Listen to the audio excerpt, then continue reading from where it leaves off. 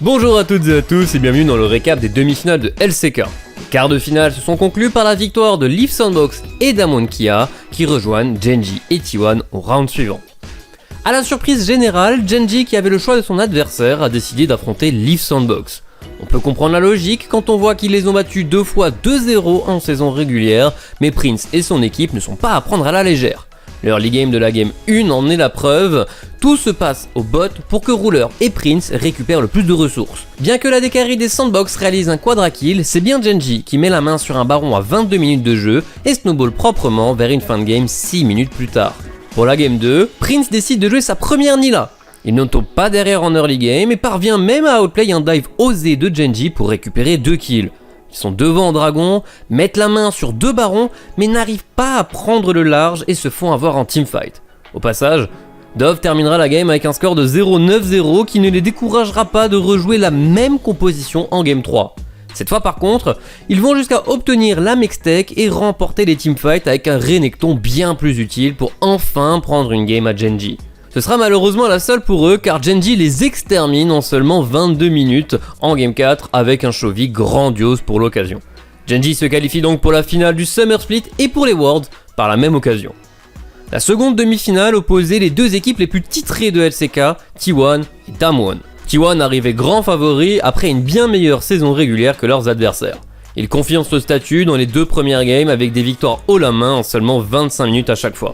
Pour la game 3, Damwon décide donc de changer les choses et fait rentrer Nuguri à la place de Birdol. Un changement payant vu qu'il leur permet de passer devant dès le héros de la faille qui sera donné au Draven de Dogdam pour la première tour du match.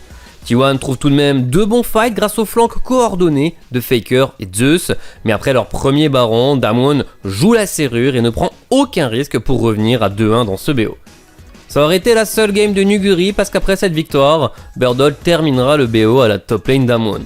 Il joue Yone face à la Camille de Zeus et parvient à trouver un joli petit outplay en 2v1. Showmaker prend également le dessus sur Faker et Damwon lead cette partie mais oublie complètement la vision autour du Nashor par 2 fois, ce qui rallonge la game jusqu'au Zeri Moment. Nous allons donc en game 5 et là, Damwon sort une draft venue de nulle part.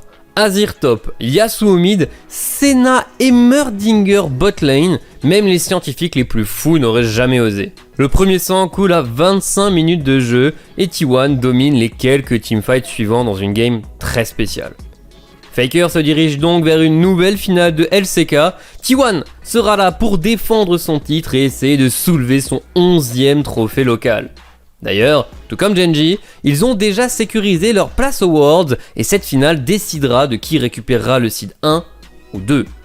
Après une année dominée par ces 2 titans, il n'y a rien de plus logique que de les voir s'affronter dans une ultime bataille avant les Worlds. La forme récente de Gen.G leur donne normalement l'avantage, mais pour gagner, Chovy va devoir vaincre ses démons. Chovy va devoir vaincre en finale le roi démon intuable.